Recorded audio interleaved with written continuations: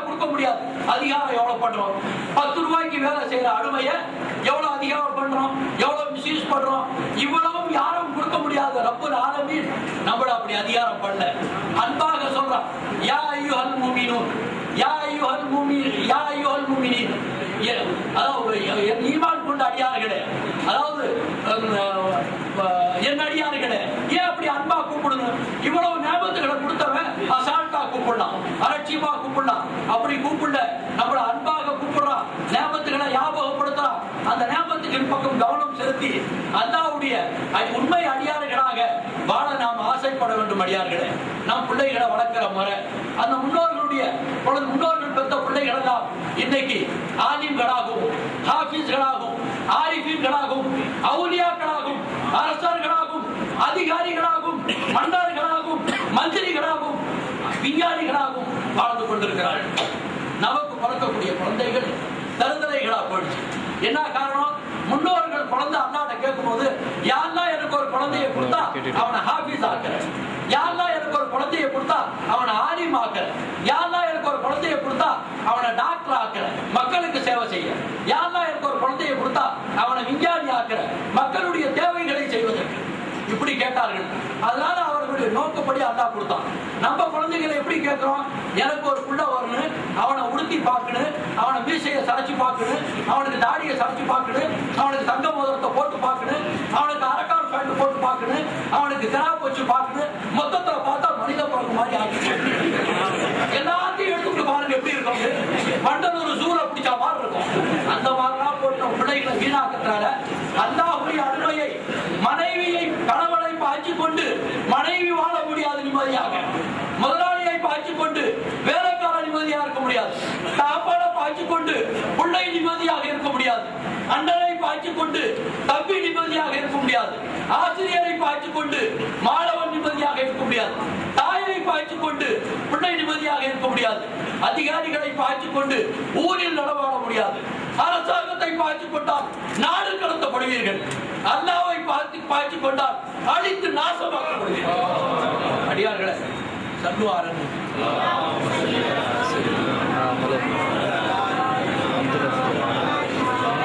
எனக்கு பிறகு மகான்கள் எல்லாம் எங்க சேகநாயகத்துடைய சஜாதாக்கள் இதை விட என்ன யாரும் கேட்காத செய்திகளை சொல்ல காத்துக் கொண்டு இருக்கிறார்கள்.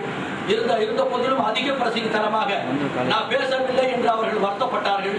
அவர்கள் பைதானை கொடுத்து பைதானை அனுப்பி கொண்டே இருந்து என்ன பேச வைத்ததுனால பேச நண்பர்களை இப்ப நான் சொல்ல வரலாம். என்ன அல்லாஹ்வுடைய நியாமத்து, நம்ம யாருங்க?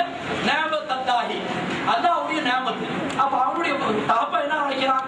என் பிள்ளை என் விருப்பப்படி இருக்குன்னு ஆசைப்படுறான். கணவன் என்ன நினைக்கிறான்? என் மனைவி என் விருப்பப்படி இருக்குன்னு ஆசைப்படுறான். ஆசிரியர் என்ன நினைக்கிறாரு?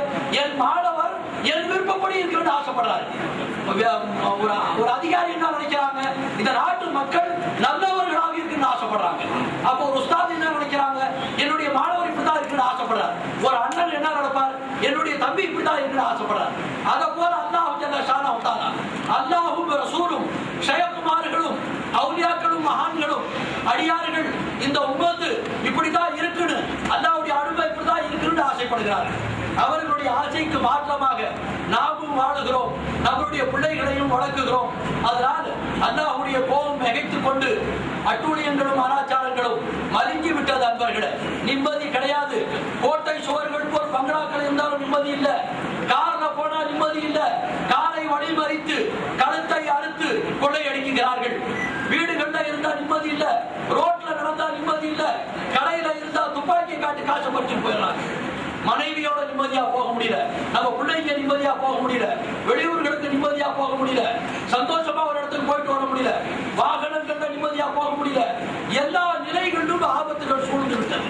அப்ப எல்லாம் அந்த காட்டா எப்படி தாப்பனை பாய்ச்சிட்டா நிம்மதியா இருக்க முடியாதோ, கணவனை பாய்ச்சிட்ட மனைவி நிம்மதியா இருக்க முடியாதோ, ஆசிரியரை பாய்ச்சிட்ட மாணவன் நிம்மதியா இருக்க முடியாதோ, அதிகாரிகளை பாய்ச்சிட்ட அடிமை நிம்மதியா இருக்க முடியாதோ, அல்லாஹ்வை பாய்ச்சிட்டு இந்த பூமியில நிம்மதியா வாழ முடியாது. அல்லாஹ் காமிச்சுட்டான். அதனால அல்லாஹ்வுடைய நல்லடியார்களே, நான் தொடர்ந்து பேசுவதற்கு எஜமான் அவர்கள்ட்ட நான் அனுமதியும் கேட்கல, அவர்கள் அனுமதியும் தரவில்லை. தொடர்ந்து என்னால பேசவும் முடியாது. இப்ப நான் குறிப்பாக சொல்ல வந்தது, நாம் அல்லாஹ்வுடைய அடியார்கள், அவனுக்கு கட்டுப்பட்டு வாழணும். அவன் விருப்பப்படி வாழணும், அவன் பிரியப்படுறபடி வாழணும். வாழ்ந்தால் சகல விதமான பாதுகாப்பு நமக்கு கிடைக்கும். அப்ப முன்னோர்களுடைய காலத்துல இவ்வளவு பாதுகாப்பு கிடையாது.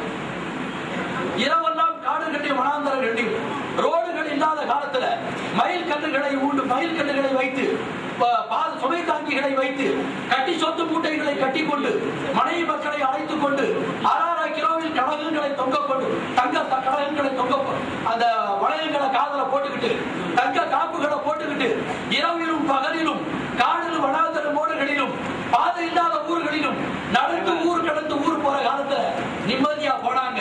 மயில் கல்லுகள்ல நின்றுட்டாங்க, சுமை தாங்கிகள்ல சுமைகளை வச்சாங்க, அங்கேயே மனைவி மக்களோட படுத்தாங்க, காலையில எழுந்திரிச்சு நிம்மதியா போனாங்க. இப்ப கோட்டைக்குள்ள இருந்தாலும் நிம்மதி இல்லை. என்ன ஆகிவிட்டா அல்ல, நான் சொன்னாலும் நான் என் விருப்பப்படி என்னுடைய நேமத்துகளை உண்டு, என்னுடைய நேமத்துகளை அனுபவித்து என் விருப்பப்படி வாழாத காலம் எல்லாம் நீ இந்த பூமியில நிம்மதியா இருக்க முடியாது. அதனால சொச்ச காலம் அல்லாஹ்வுக்கு கட்டுப்பட்டு, ரசூலுக்கு கட்டுப்பட்டு, மகான்களுக்கு கட்டுப்பட்டு வாழ வேண்டும் என்று கேட்டுக்கொள்கிறேன். இந்த மகான்களுடைய வேலை என்னங்க? ஆஸ்பத்திரிகளுக்கு போனால் எக்ஸ்ரே எடுக்கிறாங்க. அது என்ன காட்டும்? ஓரளவுக்கு உள்ள இருக்கபடி பாதிப்புகளை காட்டும். அடுத்து என்ன எடுக்கிறாங்க? ஸ்கேன் எடுக்கிறாங்க. ஊடுருவி உள்ள என்ன இருக்கும்? உங்களுடைய கர்ப்ப கோளைகளில் இருக்கிறதையும் காட்டுறாங்க. அதுக்கு பிறகு பிளட் டெஸ்ட் பாக்குறாங்க. அதுல என்ன கிருமி எடுக்கிறது காட்டுது. ஆரிஃபின்களுடைய பார்வை. இப்ப இவ்வளவு எடுத்தா தான் ஆஸ்பத்திரி ட்ரீட்மெண்ட் பண்ணிக்க முடியும். கண்டு போனா டாக்டர், காது போயிட்டா டாக்டர், மூக்கு போயிட்டா டாக்டர், நாக்கு போயிட்டா டாக்டர், பல்லு போயிட்டா டாக்டர், ஹார்ட் போயிட்டா டாக்டர், கிட்னி போயிட்டா டாக்டர், லிவர் போயிட்டா டாக்டர், லங்ஸ் போயிட்டா டாக்டர், கை போயிட்டா டாக்டர், கால் போயிட்டா டாக்டர், 4 மறைய கலந்து போட்டா பைத்தியக்கார ஆஸ்பத்திரி. இவ்வளவு போயிட்டா எல்லாத்துக்கும் டாக்டர் இருக்கிறாங்க. இப்ப இத்தனை சூரத்துல இத்தனை பேருடைய போர்வையில நீங்க அவனுக்கு மாற்றமாக நடந்ததுனால நாசமா போகட்டும் உள்ள இத்தனை போர்வையிலும் டாக்டர் போர்வையில டாக்டர்கள் மாறலாக டாக்டர் மூலமாக உங்களுக்கு வைத்தியமா அவங்க செய்யலாம். அதை போல மகான்களுடைய பார்வை இருக்கு பாருங்க, அது ஸ்கேன் எக்ஸ்ரே பாருங்க. ஒரே பார்வையில நீங்க என்ன நிலையில இருக்கன்னு பாக்கலாம். அவர்களுடைய அகப்பார்வை இருக்கு பாருங்க, அது ஸ்கேன் பார்வை. எந்த அளவுக்கு உன்னுடைய கல்வி நாசமா போயிருக்கு பாக்கலாம். அதனால இந்த இலவச மருத்துவமனை, அவுலியாக்களுடைய தர்பார், மகான்களுடைய தர்பார், மகான்களுடைய இந்த ஆசிரமம் என்னங்க இலவச மருத்துவமனை. உங்களுடைய உள்ளங்கள் கெட்டு சீரழிஞ்சு இருக்கக்கூடிய அந்த உள்ளங்களை தன்னுடைய அகப்பார்வையை கொண்டு சீர்படுத்தி உங்களை மனிதர்களாகவும் மாணிக்கங்களாகவும் அல்லாஹ் ரசூல் சொன்னபடி உங்களை மாற்றக்கூடியவர்கள் தான் இவர்கள். எல்லாத்துக்கும் டாக்டர், கல்புக்கு டாக்டர் கிடையாது. கல்புல வரக்கூடிய உங்களுடைய உள்ளத்தில் ஏற்படக்கூடிய நோய்களுக்கு ஒரே டாக்டர் ஆன்மீக மகான்கள். அதனால நம்மளுடைய உள்ளங்களை பரிசுத்தப்படுத்தி அல்லாஹ்வுக்கு பிரியமான அடிமைகளை ஆக்கி, பெரியோர்களுக்கு பிரியமானவர்களை ஆக்கி, ஆசிரியர்களுக்கு நல்ல மாணவனை ஆக்கி, கணவன் மாணவர்களுக்கு நல்ல மனைவி ஆக்கி, உலமாக்களுக்கு நல்ல ஊர்வாசிகளாக ஆக்கி, நபிமார்களுக்கு நல்ல உம்மத்துகளாக ஆக்கி, அல்லாஹ்வுக்கு நல்ல அடிமைகளை ஆக்கி நம்மளை பக்குவப்படுத்தக்கூடியவர்கள் தான் இவர்கள். அதனால இவர்களுடைய வாசலுக்கு அல்லாஹ்வே அனுப்பி வச்சிருக்கிறார். இதய நோய் வந்தால் எங்க போடுங்க? நான் சொன்ன அத்தனை உறுப்புக்கு டாக்டர் இருக்கிறாங்க. எங்கேயாவது போர்டு இருக்கான்னு பாருங்க. ஹார்ட், அதாவது உங்கள் உள்ளத்தில் ரிப்பேர் இருந்தால் இங்கு வாருங்கள் என்று போர்டு இல்லை. உங்கள் உள்ளம் சீரழிந்து விட்டால் இங்கு வாருங்கள் என்று போர்டு இல்லை. உங்கள் உள்ளத்தை பக்குவப்படுத்த வேண்டுமா, இங்கு வாருங்கள் என்று போர்டு இல்லை. சொல்லாமல் மௌனமாக இருந்து உங்கள் உள்ளங்களை பரிசுத்தப்படுத்தி அல்லாஹ் ரசூலுக்கு பொருத்தமான அடியார்களை ஆக்கி வாழ வைக்கக்கூடிய சன்னிதானம் தான் மகான்களுடைய சன்னிதானம். ஆகவே அல்லாஹ்வுடைய நல்லடியார்களே, இதுவரை பேசியதன்படி அமல் செய்து நம் எல்லோரும் அல்லாஹ்வுக்கும் ரசூலுக்கும் மகான்களுக்கும் நல்லடியார்களாக ஆக வேண்டும் என்று கேட்டுக்கொண்டு என்னுடைய சிறிய உரையை முடித்துக் கொள்கிறேன். வாசிர் தாவான